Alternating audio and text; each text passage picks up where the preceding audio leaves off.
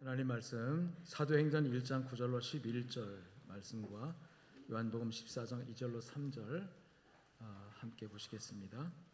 다 같이 한 음성으로 봉독합니다. 시작. 말씀을 마치시고 그들이 보는 데서 구름이 그를 가려 보이지 않게 하더라. 올라가실 때에 제자들이 자세히 하늘을 쳐다보고 있는데 흰 옷 입은 두 사람이 그들 곁에 서서 이르되 갈릴리 사람들아 어찌하여 서서 하늘을 쳐다보느냐. 너희 가운데에서 하늘로 올려주신 이 예수는 하늘로 가심을 본 그대로 오시리라 하였느니라. 아멘. 요한복음 14장 2절로 3절입니다. 시작. 내 아버지 집에 거할 곳이 많도다. 그렇지 않으면 너에게 일렀으리라. 내가 너희를 위하여 거처를 예비하러 가노니 가서 너희를 위하여 거처를 예비하면 내가 다시 와서 너희를 내게로 영접하여 나 있는 곳에 너희도 있게 하리라. 아멘. 하나님 아버지 감사합니다. 말씀 듣기를 사모합니다. 말씀하시옵소서. 종들이 듣겠습니다. 듣고자 하는 기본 자세로 마음을 열고 겸손하게 어떤 말씀이든 간에 하나님 주신 말씀으로 아멘하고 받기를 소망합니다. 평가하지 않고 판단하지 않고 비평하지 않고 거부하지 않고 내가 내 마음이 옥토와 같이 하나님의 말씀을 받아들일 수 있는 수용력이 생겨서 하나님의 말씀을 들려지게 하시고 또 깨달아지게 도와주시옵소서. 그리고 오늘 이 시대를 향하여 하나님이 무슨 말씀을 주시든지 아멘하고 의지적으로 또 노력하여 순종할 수 있는 그런 결단이 우리에게 있게 하여 주시옵소서. 감사하며 예수님 이름으로 기도 올리옵나이다. 아멘. 할렐루야. 영국의 BBC 방송이 선정한 지난 1000년 동안의 최고의 탐험가 10명 가운데 크리스토퍼 콜럼버스, 제임스 쿡, 닐 암스트롱, 마르코 폴로 이런 여러 가지 인물들을 이렇게 선정을 했는데 5번째로 선정된 인물 중에 어네스트 세클턴이라는 인물이 하나 있습니다. 이분은 탐험가인데요. 남극 탐험을 했습니다. 남극 탐험. 이 남극이라는 게 지금이야 이제 많이 장비도 좋아지고 현대화되어서 그렇게 어렵지 않지만 적어도 100년 전에 적어도 1914년 이 시대에 남극 탐험한다는 것은 거기까지 가는 것만도 인듀런스 로화라는 배를 타고 갔는데 이게 범선이에요. 범선. 이 바람으로 가는 그런 배를 타고 그 남극까지 가는 것도 어렵고 그 다음에 남극의 남극해가 꽝꽝 얼어붙어 있잖아요. 얼음을 깨고 또 가서 이렇게 전진하는 것이 이게 쉬운 일이 아닌데 대단한 모험을 했죠. 남극을 탐험하는데 이제 그 극지점 남극의 정중앙 한 150km 정도를 남겨두고 더 이상 전진하지 못하고 양식이 떨어집니다. 양식이 떨어지면 죽잖아요 이제. 그래서 이제 철수를 할 수밖에 없는 상황인데 그나마 배가 꽉 얼어붙어가지고 철수를 할 수가 없어요. 이런 상황 속에서 몇 달 동안을 거기서 이제 견디고 기다리다가 이 탐험 대장인 어네스트 세클턴이 결단을 합니다. 대원들은 남겨두고 너희는 기다려라. 기다리고 내가 가서 구조대를 데리고 오겠다 하고 조그만 보트를 그 남극해 차가운 물에 띄우고 약 1500km 정도의 거리를 이제 노저 가죠. 가가지고 거기서 결국은 이제 그 천신만고 끝에 수개월이 지난 후에 이제 구조대를 데리고 옵니다. 와가지고 그 대원들 한 사람도 죽지 않고 다 구조해가지고 이제 그 본국으로 영국으로 돌아와요. 그래서 이 탐험을 성공을 못했죠. 실패했지만 그 후에 이 세클턴은 영국에서 유명 인사가 됩니다. 왜 그러냐면 비록 탐험 자체는 실패했지만 대원들을 하나도 잃지 않고 그러니까 죽지 않고 그 어려운 지경에서도 대원들을 다 구조해가지고 다시 돌아왔다는 것 때문에 유명 인사가 돼요. 그래서 그 이제 위대한 실패라는 그런 말이 생길 정도로 실패는 실패인데 어떤 실패? 위대한 실패다. 이런 용어가 생길 정도로 유명 인사가 됐고 BBC 방송이 최고의 탐험가 10명 중에 한 사람으로 5번째로 선정하는 그런 인물이 됐습니다. 영국을 떠난 지 755일 만에 떠났던 그 사람들 그대로 하나도 잃지 않고 내가 구조하러 오겠다 하고 그들 남겨두고 왔다가 다시 구조대를 조직해가지고 다 구조해 오는 그런 사람으로 이제 인명사전에도 올라 있고 알려져 있는 분입니다. 이 세클턴은 대원들에게 돌아오겠다, 반드시 온다 그러면서 무슨 방법과 수단을 써서라도 살아만 있어라, 반드시 돌아온다, 돌아와서 너희를 구조한다. 그리고 대원들은 꽝꽝 얼어붙은 그 남극 바다에 빙산 속에 갇혀가지고 정말 사투를 하면서 755일이면 여러분 2년이 되잖아요. 그런 기간 동안을 그들은 견디고 그리고 결국은 돌아온 이 세클턴에 의해서 구조가 되어집니다. 저는 이 이야기를 보면서 우리에게 주신 또 하나의 약속을 생각합니다. 오늘 본문에 나와 있는데 예수님께서 하늘로 승천하실 때 많은 사람들이 올라가시는 것을 목격을 했습니다. 두 천사가 주님을 호위하면서 하늘로 올라가시는데 구름에 가리워 보이지 않게 됐더라 그랬죠. 그래서 사람들은 구름 타고 올라갔다 이렇게 표현하는데 구름에 가리워 보이지 않게 되었더라 그랬어요. 구름 타고 가셨는지는 모르겠지만 어쨌든 거기서 말하는 구름은 이제 이 구름에 가렸으니까 비구름에 가린 거죠. 공중으로 올라갔으니까. 그런데 중요한 건 뭐냐면 그때 그 천사 둘이 이런 말을 합니다. 갈릴리 사람들아, 왜 하늘을 쳐다보고 있느냐. 자, 여러분 이 쳐다보는 광경을 한번 연상해 보십시오. 주님께서 하늘로 올라갑니다. 이제 기적이잖아요. 막 올라가죠.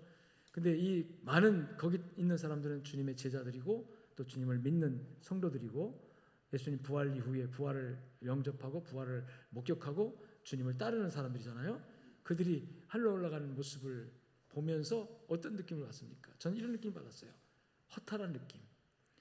주님이 항상 끝까지 여기 계셔야 되는데 왜 올라가시냐? 우리를 남겨두고 우리만 남겨두고 어쩌자는 거야? 이렇게 떠나는 어떤 어린아이가 엄마가 어디를 떠날 때 느끼는 그 감정, 허탈한 모습, 그래서 아쉬운 모습, 그래서 가시지 말지 왜 가시느냐는 그런 마음으로 하늘을 바라보고 있는 그런 어떤 분위기. 근데 그 분위기다가 천사가 말합니다. 갈릴리 사람들아, 왜 쳐다보고 있느냐? 너희 앞에서 하늘로 올리우신 이 예수는 한번 따라합시다. 가심을 본 그대로 다시 오리라. 중요한 거는 이 다시 오시리라. 하늘로 가심을 본 그대로 다시 오시리라. 여기까지가 끝이 아니에요. 따라합시다. 하였느니라. 이 하였느니라가 뭘 의미합니까? 이게 두 천사의 말이 아니라 누구의 말이다? 예수님의 말이다. 이미 예수님은 누차에 걸쳐서 내가 하늘로 간다는 말을 해요. 내가 가서 아버지로부터 보혜사 성령을 보내주겠다. 그래서 내가 너에게 머무는 것보다 너희를 떠나가는 것이 더 유익하다. 할렐루야. 주님 제자들이 그렇게 가르쳐 주셨어요. 그렇지만 제자들은 당장에 주님이 계신 게 중요하죠. 주님이 여기 계신 게 중요하죠. 함께 있는 게 중요하죠. 그런데 주님이 하늘로 떠나가는 그 모습을 보면서 허전하고 허탈하고 아쉽고 그런 마음을 가지고 있을 그때에 한 가지 약속을 주신 거예요. 내가 다시 오리라. 따라합시다. 내가 다시 오리라. 여러분 이 약속이 결국 재림의 약속인데 기독교의 핵심입니다. 우리 기독교는 이 약속 때문에, 이 재림의 약속 때문에 존재하는 겁니다. 재림신앙이 얼마나 중요하냐면 재림신앙은 우리 기독교인들에게 있어서 존재를 존재케 해요. 왜냐하면 기독교가 초기에 예루살렘에서 시작된 이 제자들에 의해서 전파된 복음이 이게 소아시아 지역을 넘어서 유럽으로 갑니다. 유럽의 그 당시 모든 길은 로마로라고 할 정도로 세계 중심지였던 패권을 갖고 있던 로마의 복음이 들어갔을 때 로마의 권력과 로마의 그 문화와 로마의 종교와 로마의 철학과 이 기독교 복음이 충돌합니다. 그 충돌을 일으켰을 때 로마의 권력은 기독교 복음을 이제 거부했을 뿐만 아니라 반대하고 박해를 했어요. 약 근 300여 년 동안 이 로마의 황제들이 유력한 권력자들이 기독교 복음을 이제 이 로마에 전하지 못하게 하기 위해서 수많은 기독교인들을, 수많은 복음 전자들을 박해합니다. 박해하는 정도가 아니라 잡아다 죽이고 핍박을 해요.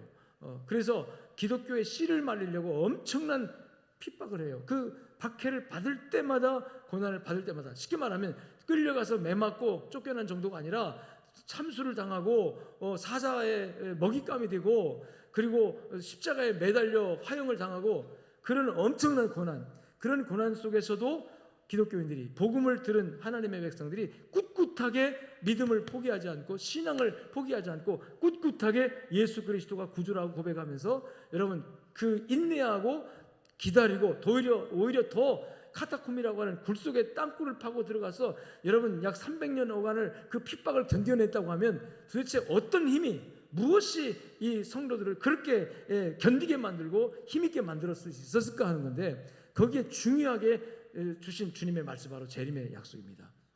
그 재림, 우리 주님 다시 오신다는 거죠.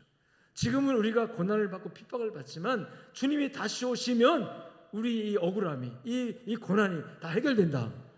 할렐루야. 그래서 기독교인들은 그 고난의 시절을, 고난의 시기를, 정말 핍박과 환난의 시기를, 기독교를 씨를 말리려고 엄청난 박해를 하는 로마의 그 권력자들의 핍박을 견뎌냅니다. 이겨냅니다. 포기하잖아요. 믿음을 포기하지 않고 그들과 타협하지 않습니다.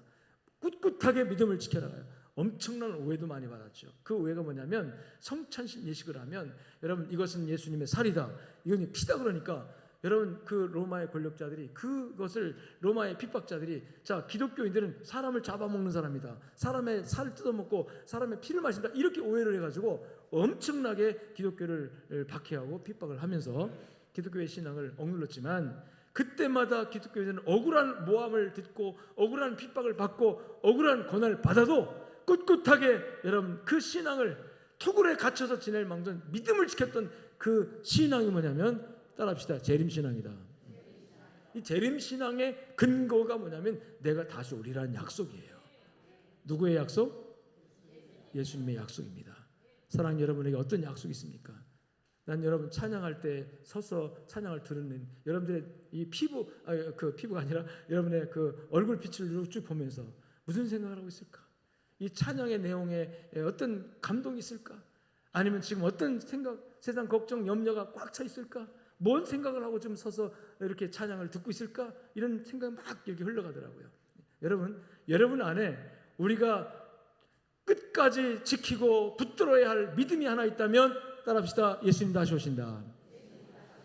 구원받은 성도들에게 하나야.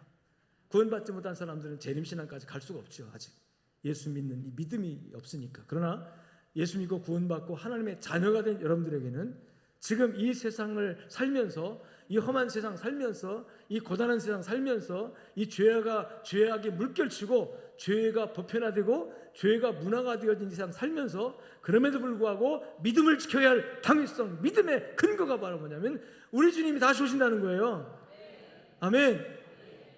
이 탐험대원들이 우리 대장님이 다시 온다 약속했다, 우리 믿는다, 그리고 그 생존을 지키기 위해서 얼마나 노력을 많이 했겠어요. 살아남기 위해서 펭귄도 잡아먹고 바다에 곰도 잡아먹으면서, 그러면서 정말 근근히 살아있을 때 다시 오신 그 탐험대장이 구주대에서 구주된 것처럼, 오늘 우리 이 시대를 사는 여러분들에게 이 재림신앙은 우리에게 살아남을 수 있는 근거가 되어지고 믿음을 지킬 수 있는 근거가 되어집니다. 그래서 이 재림신앙을 놓쳐버리면 타협하게 돼요. 세상과 타협하게 됩니다. 그리고 세상과 타협하면 굉장히 편안해요. 여러분, 핍박이 오는데 우리 주님이 다시 오시면 내 믿음이 인정되어지고 내 신앙이 존중되어지고 내가 이 고난을 받은 거에 대한 모든 보상과 상급이 주님께로부터 일 거라는 게 믿음의 재림신앙인데요, 이 고난이 힘들어서, 이 핍박이 힘들어서 적당하게 그 핍박자들과 타협한단 말이죠. 나 이제부터 예수 안 믿겠다, 나 이제부터 하나님 안 믿겠다, 재림이 뭐야 하고 그냥 타협해버리면요, 고난이 없어져 버려요. 고난이 없어지면 모든 세상이 주는 혜택을 다 누리게 돼요. 세상이 주는 혜택은 결단코 믿음을 북돋아 주지 않거든요. 세상에 주는 문화적 혜택, 세상에 주는 모든 이 혜택은요, 우리 육신의 편안함은 보장해주고 육신의 안락함은 보장해 줄 수 있을지 몰라도 내 영적인 구원과 하늘의 소망과 천국의 소망, 축복은 전혀 보장되지 않거든요. 그래서 결국은 믿음을 포기하게 됩니다. 세상과 타협하면. 그래서 고난이 힘들어서 재림신앙을 버리고 세상과 타협하는 사람들에게는 핍박이 싹 사라져버립니다. 그리고 세상에 나가서 여러분 세상 사람들로부터 박수받게 돼요. 너 잘했다고. 누구로부터? 세상 사람들로부터. 그런데 중요한 게 뭐냐면 믿음을 버린 거예요. 그래서 재림신앙을 버리는 그 순간부터 우리는 세상을 향하여 문을 활짝 열어놓고 세상의 모든 문화를 받아들이고 세상에 내가 동화되어서 내가 믿는 사람인지 안 믿는 사람인지 구분이 안 되어지는, 세상 사람들이 볼 때 저 믿는 사람이냐? 교회에 가서 예배는 드리는데 재림신앙 없어, 믿음이 없어, 저는 우리가 똑같은 사람이야, 이렇게 생각하는데, 그래서 그들은 세상에 준 혜택을 다 줍니다. 여러분, 세상에 주는 모든 누릴 수 있는 것들 다 누리게 합니다. 부어라 마셔라. 세상이 얼마나 행복하고 세상이 얼마나 재밌고 세상이 얼마나 편안하고 세상이 얼마나 여러분 향기롭습니까? 이 세상이 지금 얼마나 그렇습니까? 안락하고 좋죠? 근데 그걸 다 누리게 만들어요. 근데 중요한 건 뭐냐면 그 핵심 속에서 믿음을 버리게 만드는 거죠. 그래서 재림신앙을 놓쳐버린 순간부터 타협하게 되고 세상과 타협하게 되고, 세상과 타협하는 그 순간부터 여러분 세상이 주는 모든 건 다 우리가 누릴 수는 있지만 세상으로부터 여러분 업신여김을 받습니다. 왜냐하면 세상 사람들은 우리 기독교인들에게요, 기독교인만이 가지고 있는 독특한 영적인 가치가 있기를 바라거든요. 여러분, 우리에게는 우리만 가지고 있는 보석이 있습니다. 복음의 진수가 있습니다. 이게요 굉장히 중요한 건데요, 우리만이 가진 진주가 있어요.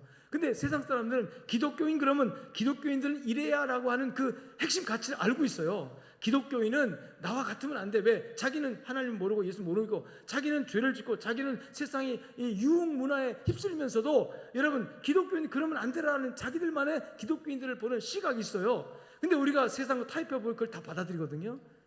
그들과 똑같이 행동하거든요.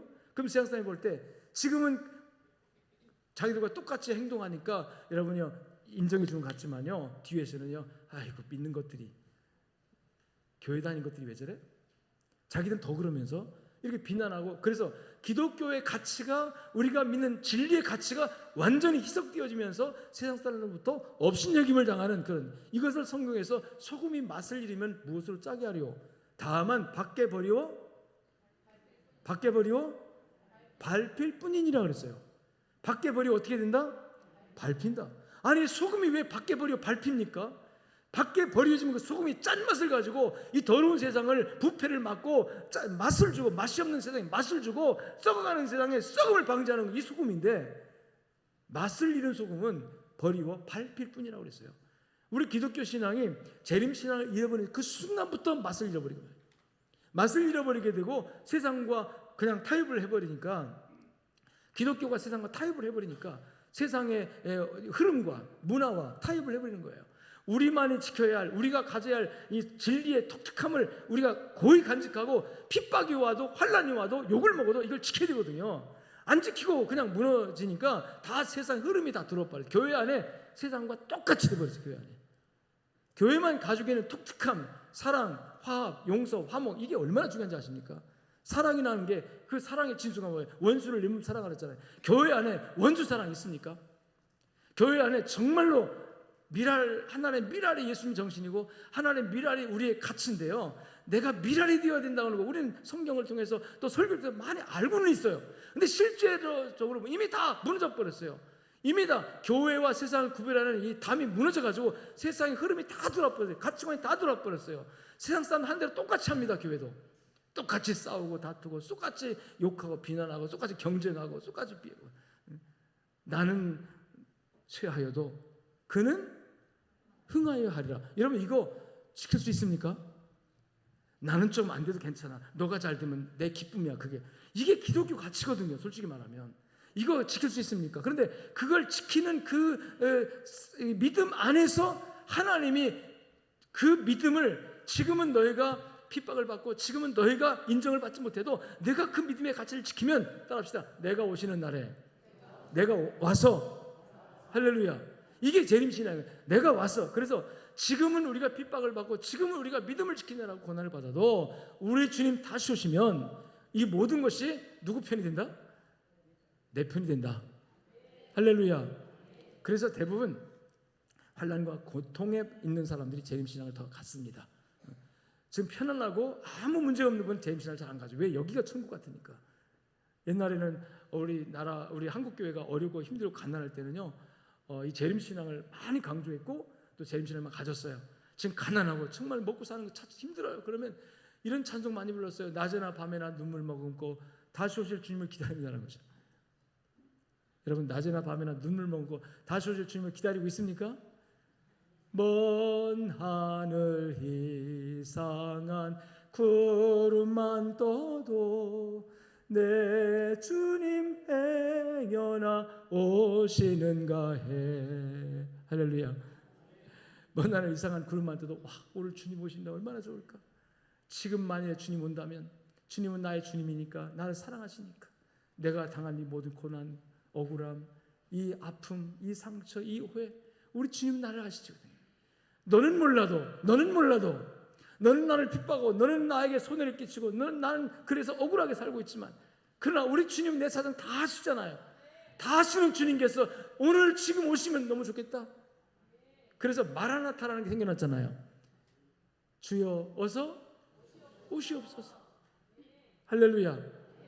아멘. 근데 주여 어서 오시옵소서. 여러분, 옛날이나 지금에 사는 건 똑같습니다. 옛날 사람들 항상 바쁘다, 못 산다, 힘들다, 경제가 어렵다 그랬어요. 10년 전에 그랬고 20년 전에 그랬고 30년 전에 그랬고 지금도 그렇고 앞으로도 계속 그럴 겁니다. 인생살이 사는 건 똑같아요. 100년 전에도 가난했고 지금도 가난해요. 지금도 여러분, 나 부자다, 나 이제 돈 필요 없다는 사람 손 들어보세요. 아무도 없습니다. 지금도 여전히 다 힘들어 사는 것이. 그런데 그것을 알아주고 이해해주고 그것을 풀어줄 분이 누구냐, 이 세상에 없습니다. 사람들은 세상이 그걸 풀어줄 줄 알아요. 세상이 내 억울함을, 세상이 내 아픔을 알아줄 줄 알아요. 그래서 세상에 나가서 세상으로부터 위로받으려고 하지만 세상으로부터 답이 없습니다. 그런데요, 기독교 신앙은 그 답이 누구에게 있냐면 예수 그리스도에게 있어요. 나를 위해서 십자가에 못 박혀 죽으신 그분에게 있어요. 나에게 생명을 준 그분에게 있어요. 그리고 그분이 말씀합니다. 조금만 참아라, 기다려라, 내가 다시 오리라. 할렐루야. 여러분, 지금은 모두가 다 뭐 전셋집이라도 월세집이 다 있지만 옛날에는 그런 집도 없어서 지금도 선진국 가가지고요, 그 홈리스 집이 없는 분들이 막 거리에서 자고 이런 분들이 많이 있어요. 지금도 우리나라는 다행히 겨울이 있어서 그런지 모르지만 그런 분이 별로고, 저 노숙자들, 지금 노숙자들은 집이 없어 노숙자가 아니라 집이 있어도 들어가지 못한 노숙자 하더라고요. 어떤 간에 뭐 그런 거지만, 여러분, 이 세상에서 안일하게 이 세상의 편안을 누리며 살 수 있을 것 같지만 아니요, 세상은 여전히 복잡하고 여전히 힘들고 여전히 아프고 여전히 외롭고 여전히 고달파요. 그런데 그 안에 믿음을 가지고 있는 사람들은 세상에서 그 위로를 받으려고 하는 게 아니라 우리는 하나님으로부터 위로를 받으려고 하고 예수님으로부터 그 해결책을 받는 사람들입니다. 그런데 주님이 말씀하시기를 조금만 기다려라.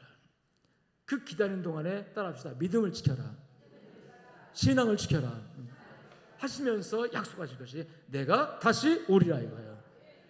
믿습니까? 나는 개인적으로 우리 주님 다시 오실 날 확실히 믿습니다. 나는 이 믿음이 여러분들에게도 충만해지기를 주의 이름으로 축원합니다. 분명히 주님 말씀하십니다. 내가 너희를 위하여 가리라.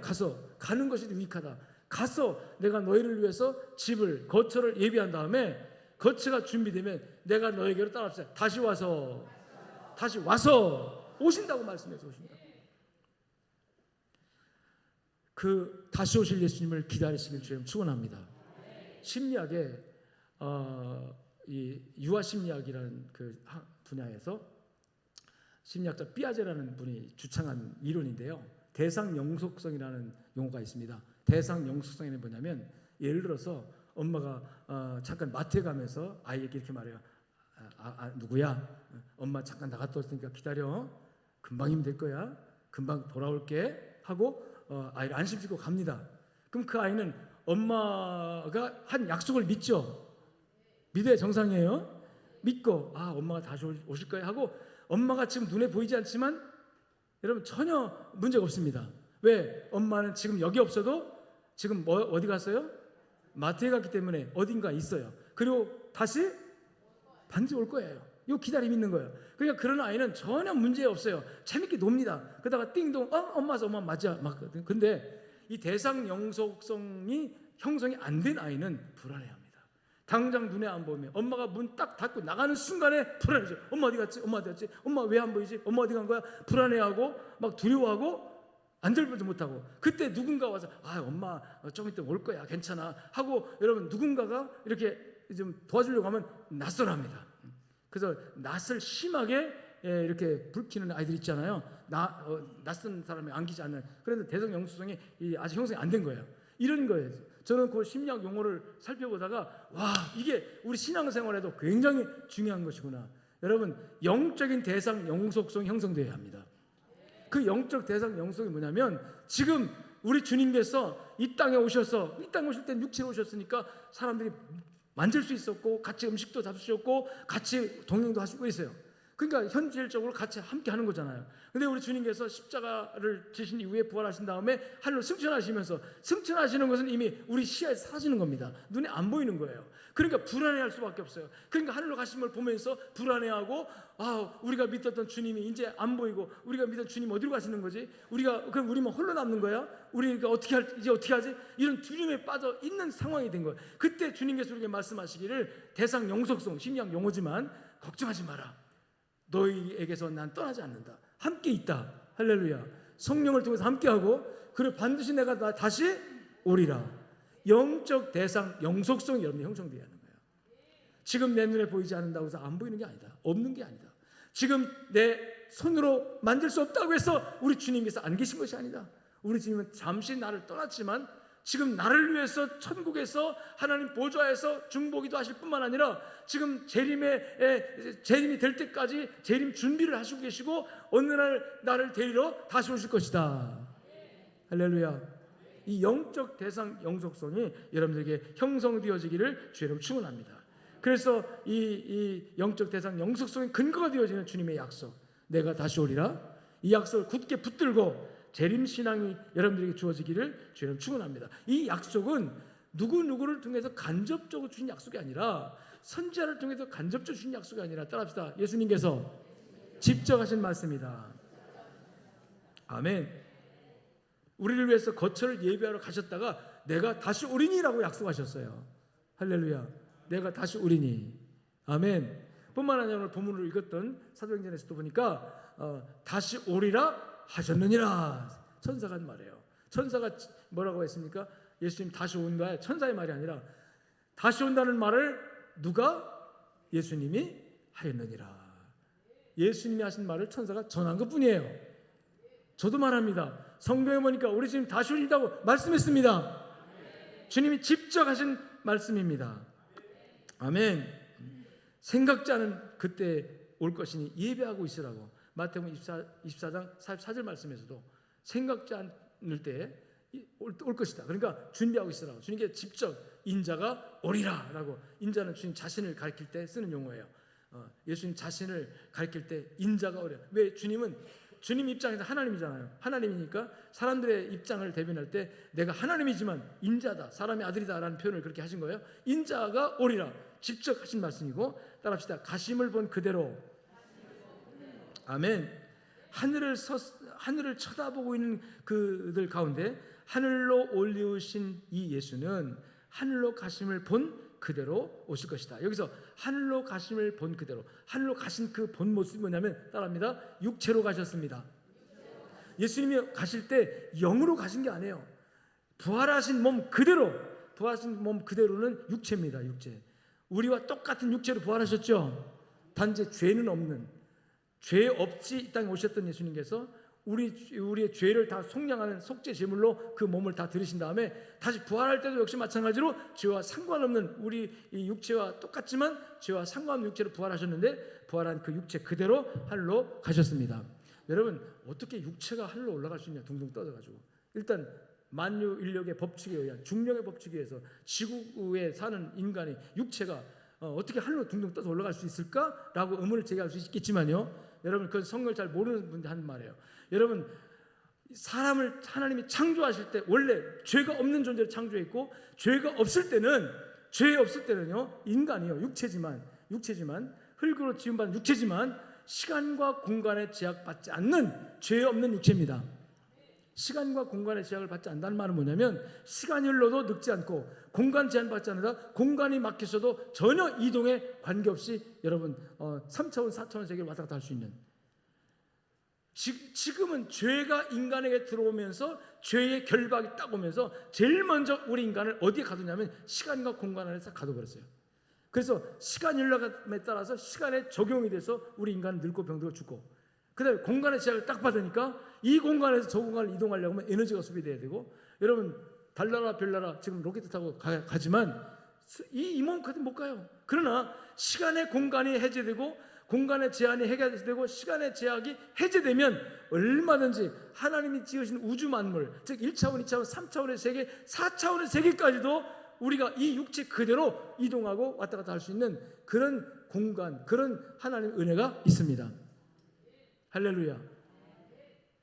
여러분 우주가 점이 이렇게 연결돼 가지고 시간이 되고, 시간과 공간이 이렇게 시간과 공간이 시간과 장소가 이렇게 어우러져 가지고 3차원의 세계가, 우리가 3차원의 세계에 살고 있잖아요.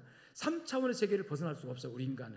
그런데 하나님의 구원이 우리에게 임하면, 죄에서 결박에서 해결되면요, 여러분 우리 육체도 3차원의 세계를 뛰어넘어서 4차원의 세계로 여러분이요 자유자재로 움직일 수 있는 시대가 옵니다. 그게 바로 우리 지금 다시 오시는 때예요. 호련히 우리가 주님의 천사장의 나팔과 호령에 우리가 변화되어서 우리도 하나님께 부름받고 공중으로 들림받는 때가 오는데, 이때 예수님께서 하늘로 올라가신 것처럼 우리도 주님의 재림 그때에 여러분 지금은 우리가 죄로부터 예수 믿고 구원받았지만 육체 구원은 아직 안 이루어졌어요. 영적인 구원을 받아 하나님의 자녀가 됐지만 육체는 아직도 죄의 올가미에 붙들려 있는 거예요. 그래서 시간과 공간을 뛰어넘을 수 없습니다. 그런데 우리 주님 다시 오실 때 이 시간과 공간을 뛰어넘어서 우리 육체가 주님의 은혜로 말미암아 죄의 결박에서 벗어나서 여러분 시간과 공간을 뛰어넘어서 하늘로 올라갈 수 있는, 그래서 천국이라는 세계가 우리가 그냥 영원한 어떤 막연한 개념이 아닙니다. 천국이 영적인 곳이 아니에요. 천국은 우리 육체가 같이 들어갈 수 있는 이 우주 공간 어딘가 존재하는 하나님의 나라입니다. 안 믿어지겠죠? 안 믿어져도 믿어지는 날이 올 줄 믿습니다. 그래서 그 천국에 가는데 이게 우리 인간의 방법으로 가는 게 아니라, 그래서 인간은 끊임없이 그 천국을 인간의 힘으로 가보겠다고 노력하지 않습니까? 최초로 바벨탑 쌓았어요. 인간의 힘으로 대를 하늘 끝까지 쌓아서 천까지 가보겠다. 하나님이 언어를 터서 공사 못하게 해서 다 무너뜨려 버렸습니다. 그 후에 인간은 인간의 노력과 과학기술 발전과 문화 발전을 통해서 인간의 기술을, 문명을 발전시켜서 이 천국까지 가보고자 하는 거예요. 죽지 않고 영원히 살 수 있는 세계를 만들어보자는 거예요. 그래서 AI가 나오는 거 아닙니까 지금 비슷하게. 그러나 여러분 사람은 죽어다 깨어나도 영혼을 만들지 못해요. AI 로봇을 만들어서 사람 비슷하게 할 수 있을지 모르지만 영혼을 창조 못하는 것이 인간이에요. 그렇기 때문에 결국은 하나님 나라 천국이 있는데 그 천국에 우리 인간을 구원하여 하나님께서 데려가시는 그 기점에서 중간 단계에 여러분 이 재림이 있다는 거죠. 이 재림의 놀라운 사건에 관해서 여러분 믿어 의심하지 않기를 주의 이름으로 축원합니다. 마태복음 25장 31절에 보니까 인자가 자기 영광으로 모든 천사와 함께 올 때, 이게 올 때 다시 오는 걸 말합니다. 재림을 말해요. 자기 영광의 보좌에 앉으리니, 하나님께서 영광의 보좌에 앉아서 이 땅에 온다. 오셔가지고 영광의 보좌에 앉는단 말이에요. 왜냐하면 예수님이 이 땅에 첫 번째 초림하실 때는 인류를 구원하시기 위해서 인류의 죄값을 치르기 위한 제물로 오셨기 때문에 낮고 천한 말고간에 정말 소리 소문 없이 오셨어요. 제물이 되어야 하기 때문에. 그런데 이제 그 초림으로 말미암아 우리 인간에게 생명을 주시고 인류를 구원하신 다음에 이제 다시 오실 때는 여러분 구원하기 위해서 오는 게 아니라, 따라합시다, 심판하기 위해서. 재림하는 예수는 뭐 하기 위해서 온다? 이미 예수 믿고 구원받은 성도들은 이미 구원받았기 때문에 하늘문이 열려질 것이고, 아직도 복음이 들어갔지만, 복음이 전파됐지만 예수 믿지 않은 많은 영혼들에게 그들을 구원하기 위해 오는 게 아니에요. 이 지금은 보라, 은혜 받을 만한 때 구원의 날이다. 지금은 은혜 받을 만한 때고 구원의 날입니다. 지금은 얼마든지 복음을 전하면 듣고 예수 믿고 구원받을 수 있어요. 그런데 예수님 다시 오는 그 순간에 이 구원의 문은 닫혀버립니다. 은혜의 문이 닫혀버립니다. 복음을 전해도 사람들의 마음이 딱 닫혀가지고 안 듣는 시대가 와요. 그런 시대가 오면 그게 바로 주님 재림하는 때인데, 그때 재림하는 목적이 뭐냐면 바로 심판을 위해서입니다. 할렐루야. 심판을 위해서 오기 때문에 절대로 비밀로 오지 않아요. 심판을 위해서 오기 때문에 힘없는 모습 오지 않습니다. 심판의 권세를 가지고 천사를 호령하며 천사장의 나팔 소리가 울릴 때 우리 주님께서 만왕의 왕의 권세 보좌에 앉아서 세계의 모든 악한 세력과 악한 영들을 심판할 수 있는 권세를 가지고 여러분 추수꾼처럼 낫을 가지고 막 휘둘러 가지고 곡식을 베이는 추수꾼처럼 이런 권력과 권세를 가지고 심판의 주님으로 따라합시다. 영광스럽게 오십니다. 영광스럽게 오시기 때문에 비밀스럽게 오는 게 아니에요. 옛날에 90년대 우리 그 담회선 교회에서 10월 5일 날인가 몇십 날 재림한다고, 10월 28일 날이죠. 재림한다고 우리 송천동에도 있었어요. 그 본부가. 그날 재림한다고 약속한 그날 그 교인들이 막 소복 입고 거기 12시까지 막 앉아 기도하는데, 저는 진짜 이런 생각이 들어요. 야, 오늘 예수님 안 오면 어떡하지? 왜냐하면 그들이 너무나도 철도까지 믿고 있기 때문에 오늘 안 오면 또 얼마나 세상이 또 막 사기쳤다고 또 그 사기쳤다고 하는 것이 그들만 욕하는 게 아니라 모든 기독교 전체를 다 욕할 텐데, 그래서 그날 걱정 많이 했어요. 와도 걱정 안 와도 걱정. 오시면 아이고 주여 아직은 아닌데요. 아직 복음이 다 전파가 안 됐고 아직도 우리나라 구원받을 사람 많고 아직은 아닌데, 그런 마음도 있는가 하면 또 안 오면 오늘 안 오면 정말 이 또 매스컴들이 또 뭐 사기쳤다고 별별 소리 다 하면서 싸잡아서 그 세상 사람이 우리 이단하고 구분 안 하고 다 기독교라고 하거든요. 싸잡아서 아이고 주님 와도 되고 안 해도 되고 그랬는데 결국은 불발탄 났잖아요. 불발탄 났을 때 그들이 뭐라고 변명했냐면 그날 왔대요. 왔는데 육체로 온 게 아니라 영으로 왔대. 영으로 왔기 때문에 아는 사람은 알고 모르는 사람은 모른대. 근데 성경은 그렇지 않아요. 천하 모든 만민이 볼 수 있도록 천사장이 오르고 나팔소리로 강림할 때 여러분이요, 모든 각인의 눈이 그를 보게 하고 각인 모든 사람들이, 세상 모든 사람들이 다시 재림하는 예수님을 볼 수 있게 오신다고 그랬어요.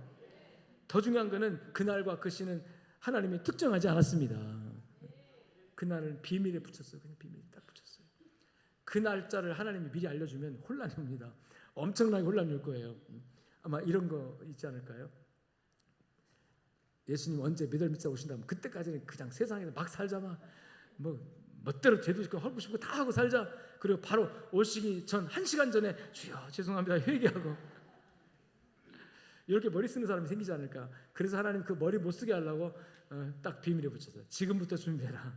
지금부터. 전도하다 보면 그런 분이 있어요. 내가 지금 젊을 때니까 젊을 때 교회 안 나가고 내가 나이들 좀 듣고 그러면 그때 열심히 교회 나가서 예수 믿겠다고, 이런 분이 있어요. 자, 그거는 자기 생각이지. 여러분, 하나님이 오늘 오라 할지 내일 오라 할지 알아요 몰라요? 아무도 몰라요. 그래서 재림도, 죽음이 나의 죽음의 날짜가 비밀인 것처럼 여러분 재림도 비밀에 붙였습니다. 성경이 이렇게 말해요.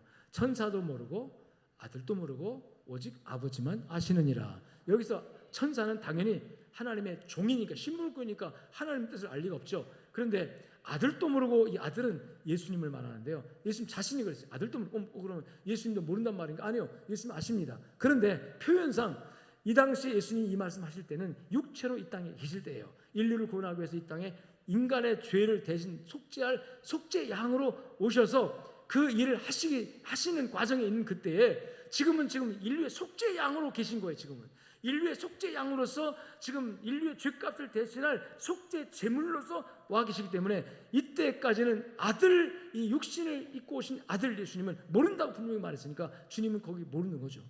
그런데 지금은 예수님께서 부활한 다음에 인류를 구원할 모든 속죄사를 마치시고 부활한 다음에 승천하셨죠. 승천하셔서 하늘 보좌, 아버지 보좌 앞에서 지금 우리를 위해서 중보기도 기도하실 뿐만 아니라 지금 재림 날짜를 계산하고 계신 거예요. 마태복음 24장 14절 말씀에 의하면 이 천국 복음이 모든 민족에게 증언되기 위해서 모든 세상에 온천하에 전파되리니 따라합시다. 그제야 끝이 오리라. 그러니까 모든 백성들에게 모든 세상 사람 다 복음이 전파되어져야만이 그제야 뭐가 온다? 끝이 온다. 끝은 예수님 재림 말하거든요. 그렇기 때문에 지금도 주님께서 빨리 선교해라. 빨리 선교하면 재림이 앞당겨진다. 빨리 선교하면 마지막 한 영혼이, 주님 택하신 영혼이 예수 믿고 구원받으면, 복음을 들으면 그때 내가 이 재림 나팔 울리게 하겠다. 주님께서 나팔 스위치 딱 이렇게 좀 가지고 들고 오시고, 좀 마지막 어디에 선교사가 가는가, 어디 마지막 한 영혼이 구원받는가, 이걸 주님 보시고 있는 거예요. 이 마지막에 주님 택하신 영혼이 딱 복음을 듣게 되면 이제 됐다, 끝하고 주님께서 재림 나팔 울려라 할 때 천사장이 재림 나팔 울 것입니다. 성경에 의하면 천사장의 호령과 나팔로, 그러니까 모든 세상 사람들이 우리 주님의 재림에 관련한 천사장의 나팔과 호령, 여러분 6월 6일날 이번에 현충일 기념 주실 때 사이렌 울렸죠. 사이렌 울리니까 저게 공습병 뭐냐, 경계병 뭐냐, 막 혼란이 있었다고 하더라고요. 평소에 우리가 몰랐으니까. 여러분 공습병, 경계병 다 구분이 돼요. 근데 이거는 기념식을 알리는 경보였었어요. 근데 우리 국민들이 참 많이 연구하고 해야 돼요. 근데 왜 공습도 없는데 공습병을 울리냐고 오해도 있다고 하는데, 그런 경보가 여러분이요, 하늘로부터, 그런 경보가 내 영으로부터, 마음으로부터, 이건 영적인 경보예요. 영적인 경보고, 또 우리 육신의 귀로도, 육의 눈으로도 듣고 볼 수 있도록, 따라합시다, 모든 세상이 다 알 수 있도록 재림하십니다. 제가 소설 쓰고 있는 게 아니라 성경에 있는 얘기를 하고 있는 겁니다. 성경에 있는 말씀이 하나님의 말씀이라면 우리 그 말씀을 받아들여야 되고 믿어야 되고, 그 말씀을 나의 삶의 철학으로 알아야 되고, 그 말씀에 비추어서 살아가려고 하는 것이 신앙생활인 줄로 믿습니다. 그러므로 재림은 틀림없이 역사적으로, 이게 한 개념이고 추상적인 관념이 아니라, 재림의 사건은 역사적으로 우리의 삶에, 내가 당대든 아니면 내 후대든, 여러분이요, 우리 이 인류 역사 가운데 반드시 나타날 사건으로 나타날 것을 믿으시기를 주님 축원합니다. 아멘. 주님의 말씀은 천지가 사라져도 주님의 말씀 없어지지 않아요. 율법을 비롯한 주님이 가르친 말씀은 세상이 다 없어져도, 하늘이 무너지고 땅이 꺼져도 주님의 말씀은 사라지고 없어지지 않습니다. 요한계시록 22장 20절 말씀에 따라합시다. 내가 속히 오리라. 요한 사도가 밤모섬에서 기도하는 중에 환상이 보이는 거예요. 앞으로 세상 종말에 관련된 모든 계시가 쫙 보이는데, 마지막으로 하늘에서 주님께 직접 말씀하십니다. 내가 속히 오리라. 할렐루야. 그 말에 이 요한 사도가 그 말을 들으면서 따라합시다. 아멘. 주 예수여 어서 오시옵소서. 아멘. 주 예수여 어서 오시옵소서. 여러분, 신구약 성경의 결론입니다. 이게 창세기 1장부터 요한계시록 마지막 22장의 마지막 결론이 뭐냐면, 하나님이 죄범한, 하나님이 세상을 창조했고 인간이 타락했고, 그 타락 때문에 인간이 멸망당할 수밖에 없었고, 우리 주님께서 불쌍히 여기사 예수를 보내서 우리 멸망당할 인간을 구원하셨고, 구원받은 우리들에게 이 세상에서 믿음을 지킬 수 있는 근거로 재림 약속을 주셨고, 우리 주님 다시 오신다는 그 약속 붙들고 신앙생활 열심히 하다가, 어느 날 주님이 다시 이 땅에 오실 때에 할렐루야 주 예수여 이제 오십니까 하면서 주님을 영접하는 것이 우리의 신앙의 결론입니다. 아멘. 재림신앙 붙들고 신앙생활 하시기를 주의 이름으로 축원합니다. 성경에 이런저런 여러 가지 예언들이 많이 나오는데, 그 예언들 가운데 성취되지 않은 것이 하나도 없어요. 대표적으로 성육신 탄생 같은 거는 예수님께서 태어나시기 600년 전에, 700년 전에 미가 선지자, 이사야 선지자를 통해서, 보라 베들레헴, 유다 베들레헴 땅에 동정녀 처녀가 아이를 낳을 것이다. 지명까지도 처녀가 아이를 낳을 것을 예언했는데, 그 예언이 딱 맞아 떨어지는 거예요. 아멘. 그런 예언들이 수백 가지가 성경에 있습니다. 근데 그런 예언들이 지나간 연대를 살펴보면 다 이루어졌어요. 재림의 예언만 아직 남았는데, 이 재림의 예언도 반드시 우리 앞에 역사적 사건으로 나타날 줄로 믿습니다. 믿습니다. 아멘. 그래서 재림의 신앙을 갖고 사시길 주의 이름으로 축원합니다. 아멘. 1990년 1월 1일자 신문에, 마이니치 신문에, 일본의 매일 신문이죠, 주간 신문에 전단지 하나가 끼어서 배포가 됩니다. 이 전단지, 그 전단지가 뭐냐면, 이 전단지를 10년 동안 간직하고 간직했다가 2001년 우리 백화점 문 여는 시간에 이 전단지를 가져오면 선물을 드리겠습니다. 그 전단지가 하나 다 붙어 있어요. 그리고 10년 후 2001년 백화점 처음에 이제 문 여는 새해 문 여는 그 시간에 그 백화점 문 앞에 그 전단지를 가지고 모인 사람들이 2,000명이 모였습니다. 2,000명. 백화점 측에서는 한 1,000명 올 거라 생각하고 선물을 1,000명 정도 준비했는데 2,000명이 와가지고 나중에 못 받은 사람들은 이름 적고 가게 해가지고 나중에 다 선물을 보내줬다고 그래요. 나중에 그게 뭐냐면 10년 동안 이 약속을 믿고 기다려주신 그 마음에 고마워서 선물 드리겠다는 거죠. 제가 우연하게 인터넷 검색을 하다가 경남일보에 이 얘기가 기사로 나와 있더라고요. 경남일보 2001년 1월 며칠 날짜에 이 기사가 나와 있어요. 일본의 모 백화점의 그 얘기 일화가. 그래서 이제 그 10년 동안 그 전단지를 가지고 있던 사람들에게 어떻게 전단지를 보관했냐 물어봤던 사람은 액자에 넣어서 보관했고, 어떤 사람은 거의 이렇게 아주 수첩에다가 10년 동안 넣고 다니고, 어떤 사람은 벽에다 붙여놓고, 어떤 사람은 뭐 가지각색으로 10년의 약속, 10년의 약속. 일간지에 그냥 10년 동안 이 전단지를 가지고 있다가 10년 딱 우리 백화점 문 여는 시간에 가져온 사람에게 선물 주겠다. 이 약속을 지킨 그런 얘기가 있더라고요. 저는 그 기사를 보면서 좀 한편으로 참 감동이 있더라고요. 감동이랑 깨달음이 있더라고요. 와, 이만한 선물 하나 받기 위해서도 그 전단지를 이렇게 소중하게 고이고이 간직했는데 우리는 엄청난 약속을 받았잖아요. 할렐루야. 무슨 약속? 재림의 약속이야. 내가 다시 올게. 이 다시 오실 때는요, 여러분 얼마나 엄청난 거기에 약속이 주어지지 아십니까? 억울하십니까? 억울한 거 다 풀어집니다. 가난하십니까? 그 가난 다 해결됩니다. 병들었습니까? 병 다 해결됩니다. 세상에 대접받지 못하고 소외되고 세상 사람들에게 여러분 좀 위축되고 이렇게 인정받지 못합니까? 아니요. 우리 주님은 세상 사람 날 몰라줘도 나를 아시는 분 아닙니까?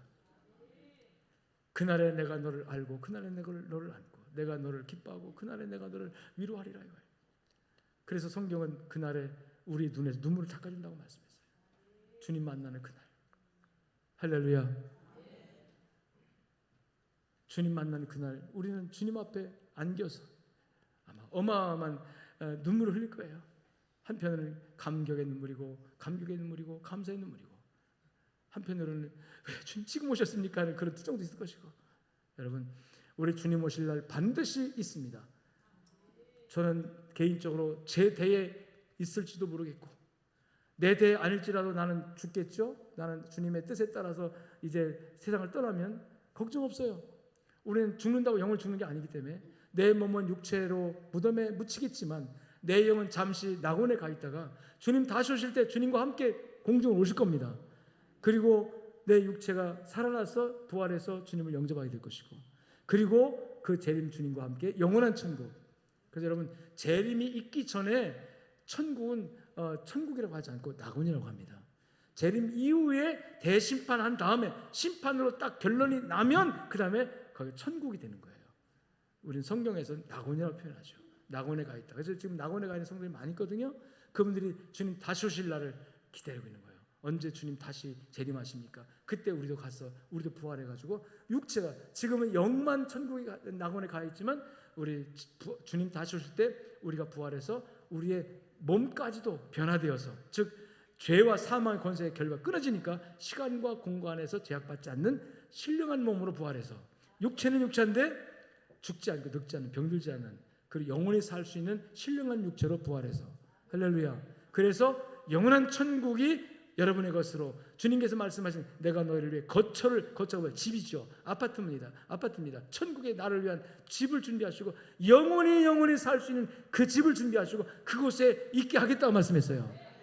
이 모든 하나님의 말씀이 여러분들에게 여러분 위로가 되고 격려가 되고 오늘의 신앙을 지킬 수 있는 믿음이 되시기 바랍니다. 재림신앙을 지키면 고난도 환난도 역경도 견딜 수 있습니다. 재림신앙 지키면 세상과 타협하지 않습니다. 세상의 흐름과 문화에 동의돼서 내가 여러분 같이 흘러가지 않습니다. 오직 경건을 지키고 믿음을 지키고 거룩성을 지키면서 신앙을 지켜나가면서 하나님께 영광 돌리고 승리하게 될 줄로 믿습니다. 아버지 감사합니다. 들은 말씀 그대로 성령으로 친히 저들의 마음 반에 박히게 하시고 우리의 믿음이 견고하게 세워지도록 축복해 주시옵소서. 감사하며 우리 주 예수 그리스도 이름으로 기도 올리옵나이다. 아멘. 이제는 살아계신 우리 주 예수 그리스도의 은혜와 하나님 아버지의 무한하시고 극진하신 사랑과 성령님의 위로 교통 충만 역사하심이 말씀을 붙들고 나가는 모든 교우들 머리 위에 저들의 가정과 삶 현장 속에 이제로부터 영원토록 함께 있을지어다. 아멘.